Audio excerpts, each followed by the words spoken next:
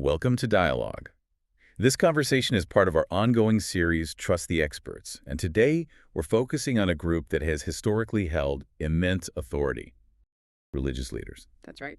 We're about to do a true deep dive here, really extracting the core knowledge from the source material on the nature of expertise, and specifically how religious authority figures have historically leveraged their spiritual claims to gain and maintain control. And I think it's really important to be precise right from the start. We're not here to analyze faith or, personal spiritual journeys. That's a whole other conversation. Right. This is about the mechanics. The mechanics of power. That's the critical distinction. So our mission today is really to understand those institutional mechanisms, the levers, the pulleys, the systems that allowed religious authority to pivot from what might have started as genuine spiritual guidance to becoming highly sophisticated power brokers. Exactly. We need to dissect how these ancient systems of control were built piece by piece, because you can see their echoes everywhere today. In religious structures, sure, but also secular ones. Absolutely. The blueprint is surprisingly universal. Okay, so let's unpack this history. Let's start at the beginning. We can begin with the evolution of the clergy. The move from, let's say, community shepherds to what you called the literal managers of the divine. So what did those foundational roles even look like? What was the original intent? Well, in the earliest days of many traditions, the roles were incredibly practical. They were essential, really, for survival. So less about power, more about function. Totally. Leaders were interpreters of complexity. Think about it. They were the ones trying to make sense of sacred texts, or figuring out moral law, or just providing some kind of meaning when everything was chaos. Like during a famine or a war. Exactly. They were a vital support system. They strengthened these young communities by giving them a common purpose, a shared ritual, a framework for ethics. They were, spiritual navigators, just helping people find their way in a very confusing world. Providing clarity and cohesion. Okay, that makes sense. Yeah. But there had to be a point, a strategic pivot, where that natural authority, the kind that's granted through genuine guidance, gets weaponized. It does. So what was that discovery of power? What changed the game? The shift seems to happen when leaders realized three fundamental strategic truths. Okay, what are they? First, they learned that authority scales. What do you mean by that? You don't have to guide every single person individually. That's inefficient. You can manage huge populations through just a few centralized systems. Right, one set of rules for everybody. One set of rules. And the second truth they discovered is that fear motivates. More than inspiration. Oh, much more reliably, far more consistently than inspiration or love. The fear of, say, eternal consequences or social exile. That guarantees a very high level of compliance. And the third point you mentioned, that certainty controls. That feels particularly relevant right now in a world that's so full of ambiguity. It's absolutely key. If you can eliminate spiritual ambiguity, if you can offer one single definitive path to salvation and declare every other path a heresy or an error, you've just eliminated dissent. You're selling the answer. You're selling the only answer. By providing that certainty in such an uncertain universe, you create immense leverage. And that's when the role flips. It goes from interpreting God to monopolizing access to God. They become the sole authorized middlemen. Which leads us directly to the ultimate credential, it's frankly an unbeatable claim in the history of authority. I speak for God. I speak for God. Why is that one phrase so incredibly effective at just shutting down any critical thought, any inquiry, and cementing power? Well, think about almost any other form of authority in society. There's always a way to push back, right? Sure. You can argue against a king's legitimacy based on, his birthright or his actions. You can contest a law's fairness based on equity. You can challenge a professor's data with your own empirical evidence. These are all finite, logical arguments. Things you can debate. But the moment an authority figure stands up and says, "This isn't my idea. This is a direct mandate from an infinite, omnipotent power source," what do? The argument is checkmated. It is. The conversation is over. You can't use finite logic or scientific evidence to contest a divine mandate. It creates this absolute barrier to accountability. But what happened historically when that claim was challenged? I mean, people did challenge it. Early reformers, for instance. They had to have dared to question that divine mandate. And the institutional response was, well, it was swift, it was brutal, and it was strategically layered. It wasn't just a friendly debate over theology. Not at all. It was seen as an existential threat to the entire system. So they deployed things like excommunication, which we'll get into later, but it was basically social, spiritual, and very often economic annihilation. Wow. They'd label dissenters as heretics, which in many places was effectively a death sentence.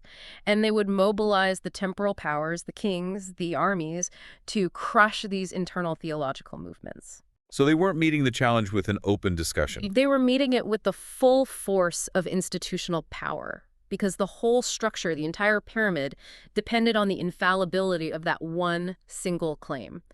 I speak for the Almighty. And this brings us to this really profound spiritual contradiction that sits at the heart of so many of these huge, wealthy, hierarchical institutions.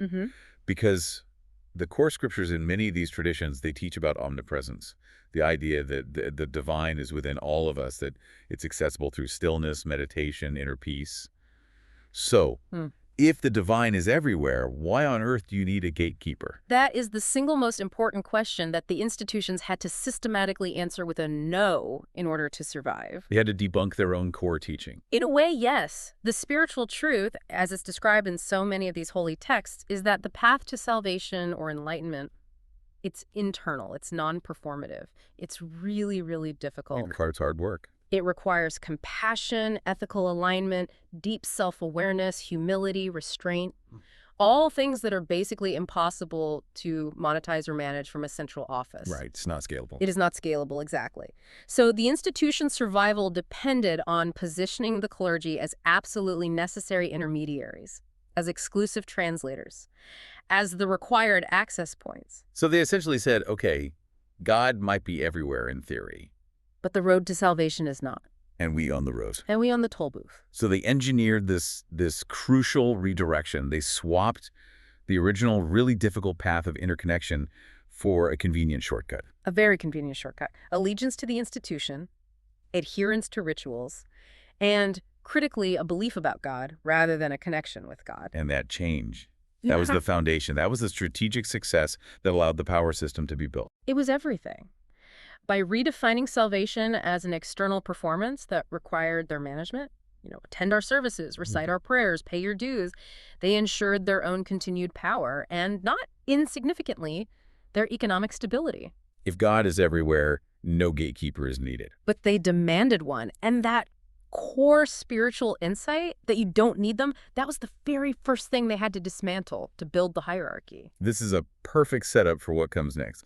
The specific and sometimes just ridiculously cynical methods they use to put this authority into practice. Let's dive right into the monetization of forgiveness, the infamous system of indulgences.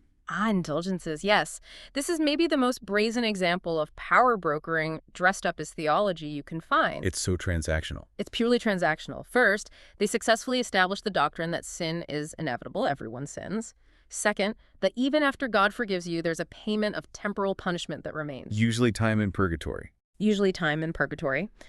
And third, and this is the genius of it, the pricing for reducing that punishment varied based on which indulgence you bought. Literally turned forgiveness into a product, a spiritual futures market. You could buy time off for your dead relatives. We're talking about real estate in heaven. The economic engine this must have created is just staggering. It was an unparalleled engine for capital accumulation. You have to remember, the institution needed massive amounts of cash for building projects. Like the reconstruction of St. Peter's Basilica. St. Peter's is the prime example. And for financing wars. So they deployed these really sophisticated marketing operations. The most famous example is probably the Dominican friar, Johann Tetzel. What was his line? His marketing slogan was, effectively, as soon as the coin in the coffer rings, the soul from purgatory springs. Wow. That's as cynical as it gets. It is. It's the sharp, cynical core of the whole system. It was designed to leverage the profound anxiety people felt about their dead loved ones. You had poor, uneducated people literally buying hope, paying for their relatives' release, and all that capital was flowing directly into the institutional coffers to finance earthly projects. It's a system that gives you immediate, tangible financial returns in exchange for a completely intangible promise of future spiritual benefit. That's it. And it shows you so clearly where the focus was at that point. It wasn't on the spiritual health of the flock, which should require genuine repentance, some kind of inner change. No, it was on the financial health and the architectural ambition of the organization. As one historian cynically put it, God apparently accepted cash transfers. And if that kind of financial exploitation wasn't enough, the institution often layered actual physical and social cruelty on top of it, which is another huge contradiction. A massive one. How did leaders, who claim to be upholding texts that teach compassion and love, manage to endorse torture, executions, centuries of crusades? This required a really profound psychological and theological pivot. The contradiction, preaching love thy neighbor while you're literally using instruments of torture like the rack or burning heretics at the stake, that contradiction is really only visible from the outside. So from inside the system, it looked different. From inside the system, the cruelty stopped being cruelty. It was reframed. It became obedience. It became moral correction. So the act itself gets a new name. Public shaming, stoning, social exile. These aren't acts of malice. They're framed as, necessary medical procedures to save the eternal soul of the community. Precisely. They define these things as righteous enforcement. If the supreme authority declares an action to be sanctified, then your own internal personal feeling of moral disgust gets overridden by your duty to obey. So burning heretics while quoting verses on mercy isn't hypocrisy. It becomes a necessary, painful, but ultimately loving act of institutional hygiene. It's the highest form of hypocrisy, but it's structurally tolerated because it preserves the power structure. The entire emphasis shifted to outward conformity. Follow the rituals, display your allegiance, show up at the services. And the really hard spiritual stuff. Yeah.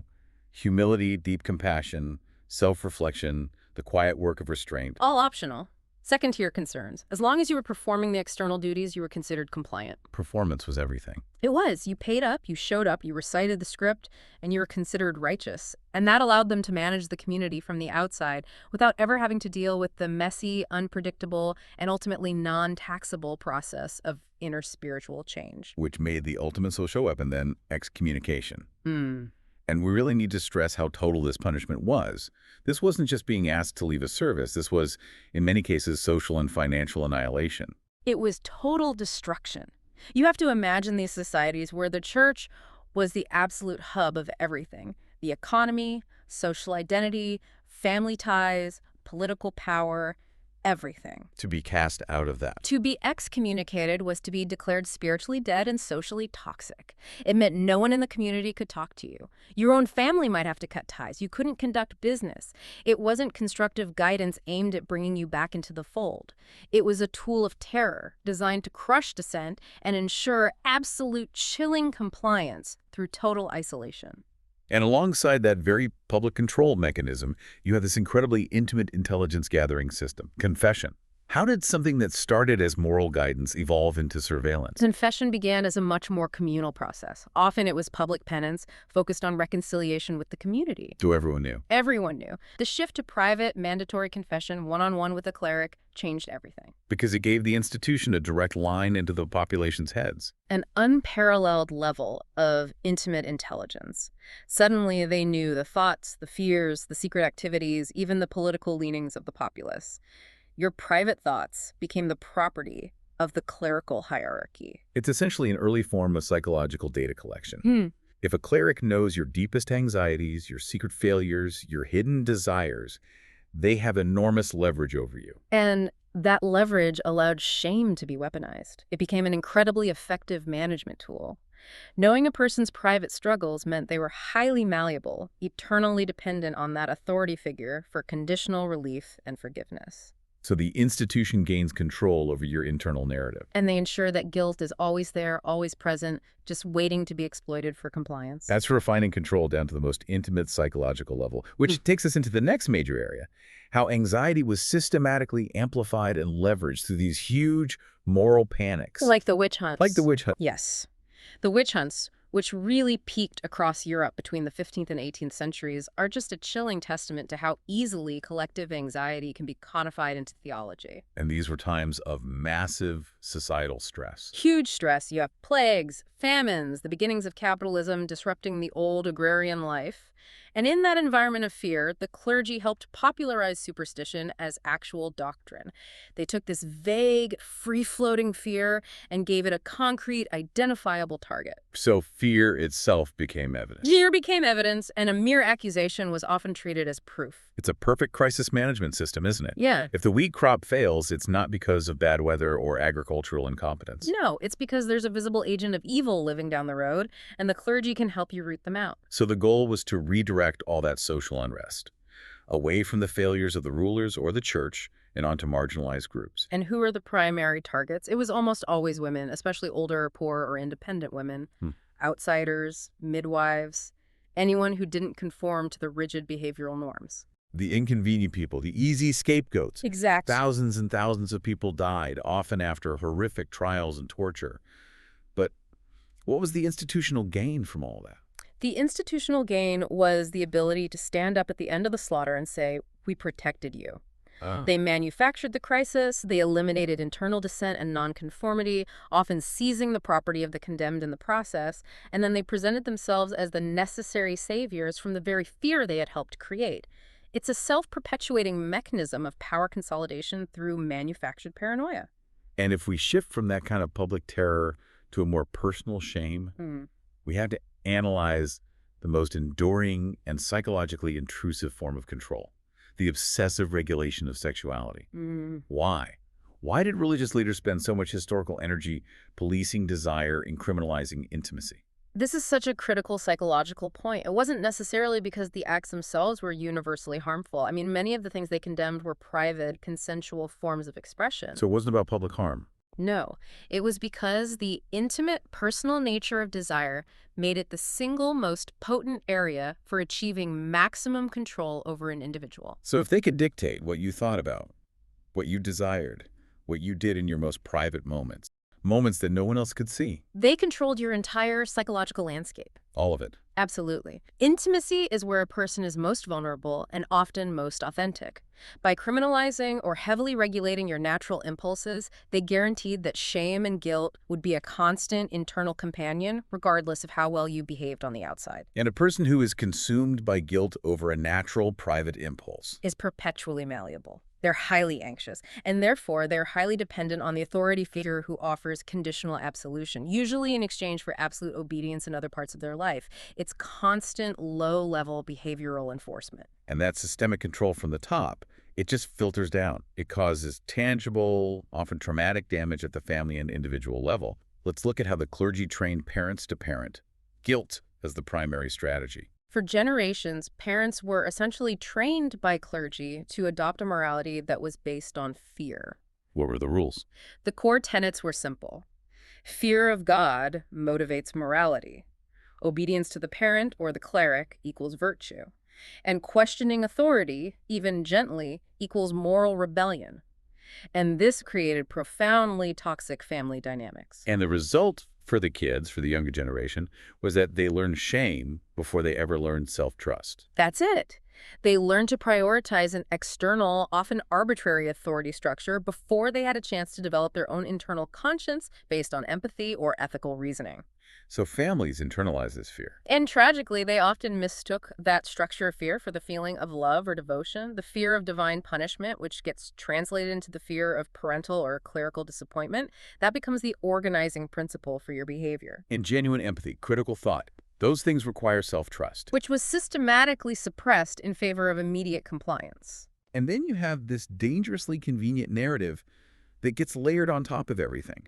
The idea of refrowning immense suffering as God's plan. This allowed religious leaders to normalize and enforce just terrible situations, telling followers to stay in abusive marriages, to endure extreme poverty, to reject necessary medical care, all under a spiritual guise. This was a brilliant piece of institutional social engineering.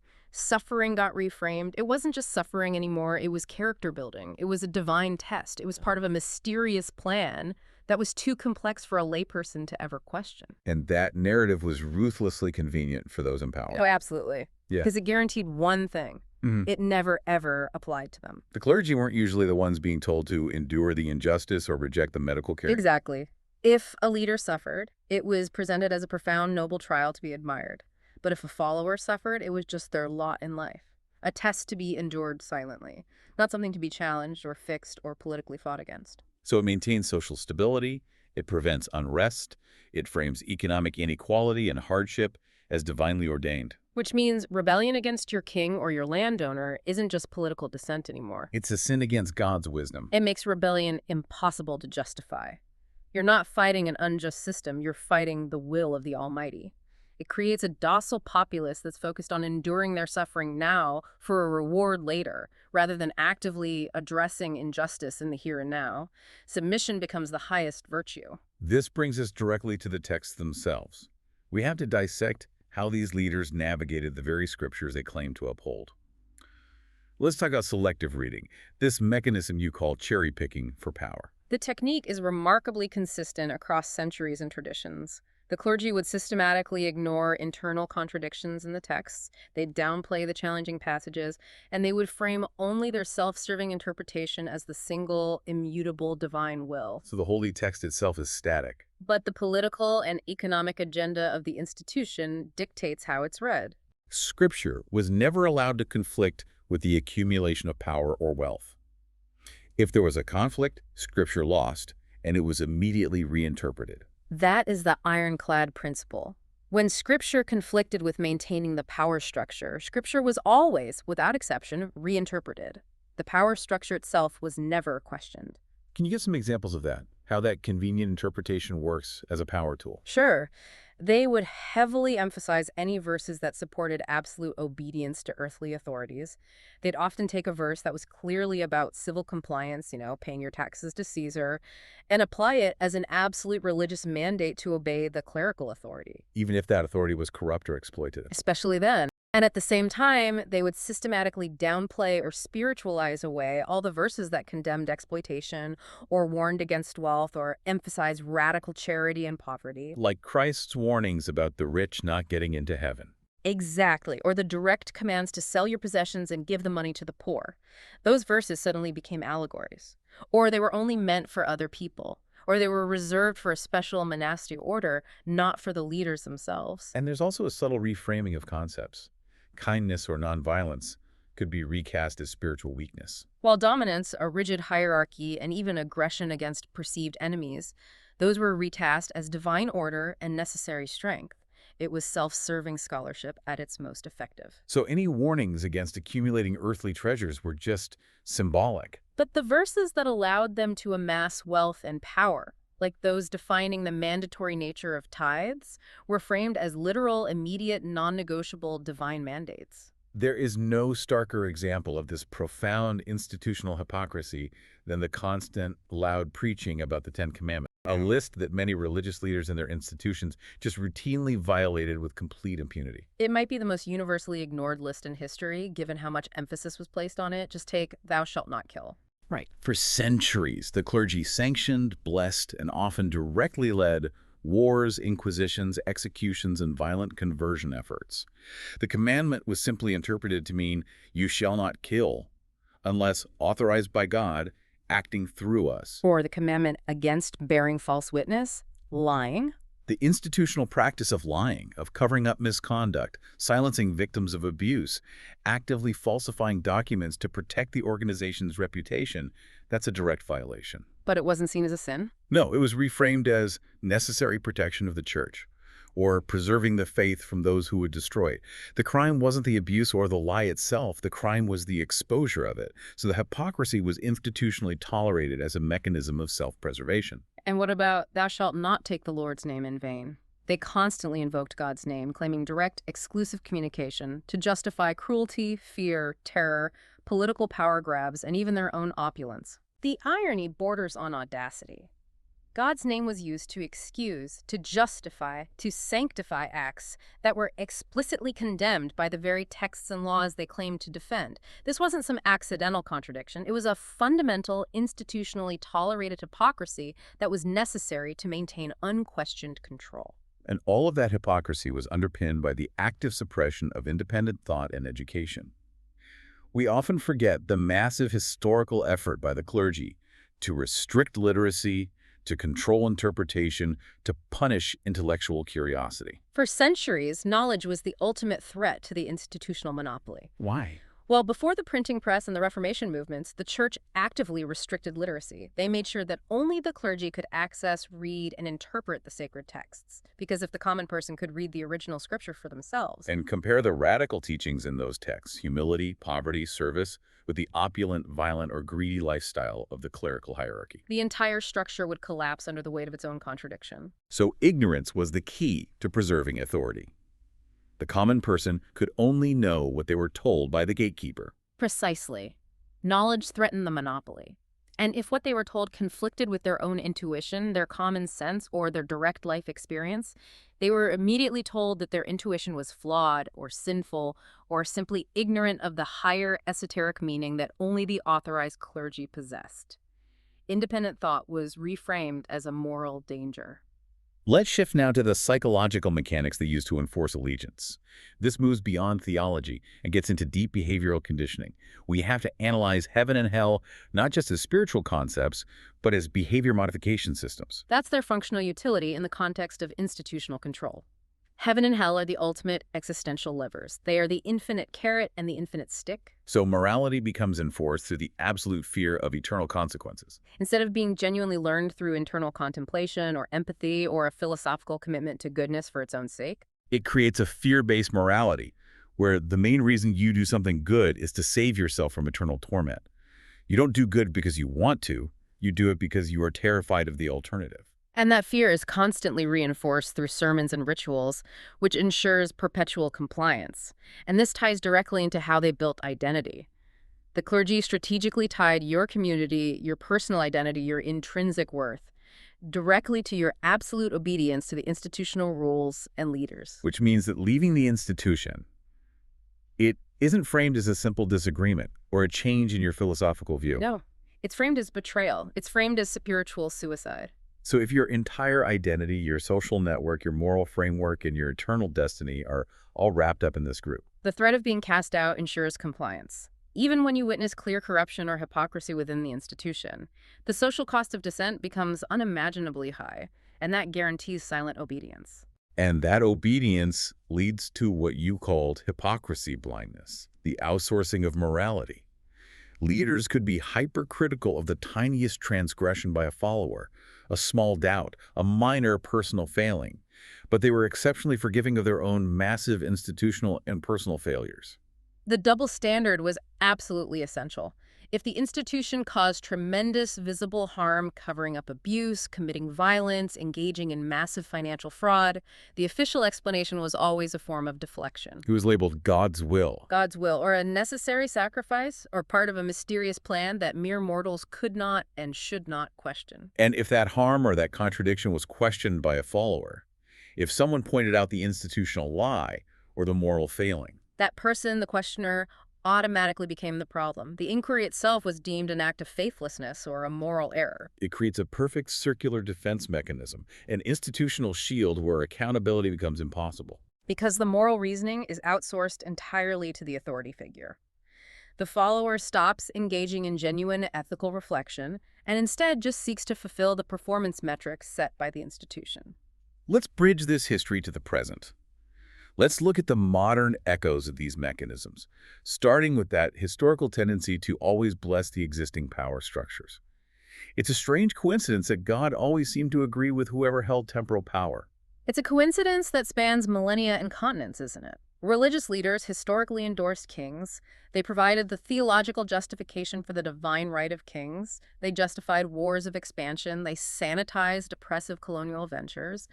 God always seemed to be on the side of the prevailing political or temporal power structure. Even when those structures were actively inflicting cruelty on the populace. Especially then. This created a world where profound inequality, poverty, oppression, social hierarchy was framed as God's will, or the natural order. If you were born a peasant, submission was your highest virtue. So it turned religion into a political stabilizing force for the powerful. Exactly. By defining submission as a virtue and rebellion as a sin, the existing hierarchy was legitimized. It ensured the powerful didn't have to worry about theological challenges to their dominance. The church often became an active partner in maintaining state control, trading its spiritual legitimacy for political protection and land. And the modern manifestations of this institutional protection are just undeniable, especially when you look at the recent abuse scandals across so many denominations globally. We're still seeing this historical mechanism at work. Absolutely. When institutional harm happens today, you see the exact same historical pattern play out, just with modern media and legal tools. The institution protects the leaders, it minimizes the damage, victims are silenced or discredited, and the institutional reputation is protected at a cost that is exponentially greater than the pursuit of truth or justice. And they still use that divine shield. They claim a special status, a special privilege, to avoid secular accountability. Just as effectively now as they did during the height of the Middle Ages. We've also seen the rise of the media clergy and the adaptation of these mechanisms for the age of branding. The monetization and control techniques haven't disappeared. They've just been repackaged. Oh, modern religious leaders have become masters of faith marketing. They monetize belief, they package certainty as a consumer product, and they sell what you could call salvation-adjacent products. Books, merchandise, conferences. Exactly, highly structured, branded experiences. And this has, unfortunately, reduced the profound, complex, and mysterious concept of the divine to little more than a brand ambassador, selling easily digestible comfort and certainty for a price. It's transactional faith for the modern age. So if we step back from all this, what is the core failure here? We've analyzed all the mechanisms, but what fundamentally went wrong? I don't think the core failure was religion itself, or genuine faith, which is a private spiritual exploration. The failure was the elevation of authority without accountability. That's the key. Faith didn't harm people. Certainty, when it was weaponized by unaccountable leaders and backed by institutional silence, that's what caused immense generational damage. The institutional goal shifted from fostering spiritual growth to simply maintaining self-preservation and control. This really forces us to contrast the two paths, doesn't it? The difficult, genuine spiritual path and the path of institutional convenience. Many core spiritual traditions, if you read the original intent, emphasize stillness, intense self-examination, humility, compassion. And that kind of work is non-performative. It can take decades, and it's impossible to market or monetize. It was too inconvenient, too difficult, Yeah. and crucially too decentralized for an institution to control. So it was replaced with the shortcut, the easy answer. I believe this specific dogma, therefore I am saved. And that shortcut required no inner work, no difficult behavioral change, and certainly no accountability to anyone other than the clerical hierarchy itself. It systematically diverted well-meaning people who were seeking genuine goodness They were diverted away from the hard inward path of conscience and empathy. and steered toward an external identity, one defined by group belonging, adherence to a label, and a sense of moral superiority over outsiders. They were encouraged to mistake their allegiance to the label for genuine spiritual transformation. The intentions may have been good, but the guidance was corrupted by the mechanism of authority. So what's the final thought we should leave people with? I think it boils down to this. If we truly accept the spiritual premise of omnipresence, that the divine is all and is within all, then no institution can own the path. No gatekeeper is necessary. The greatest spiritual failure in history wasn't disbelief or doubt. Those are essential parts of growth. It was the institutional insistence on mistaking forced conformity for genuine goodness and mistaking hierarchical authority for actual holiness. That is the architecture through which the expert gatekeepers cemented their power. And as always, trust the experts. That is a necessary, and I think a really rigorous analysis. Connecting those ancient strategic pivot points to the very real psychological and institutional challenges we all face today, trying to discern genuine guidance from manufactured control. We hope this deep dive into the source material helps you understand the historical mechanisms that can turn spiritual concepts into powerful social dynamics. If you enjoyed this conversation, please like, subscribe, and share this video. Also, let us know in the comments what really stood out to you in this conversation, and if there's any related topic or new topic that you would like covered in a future video.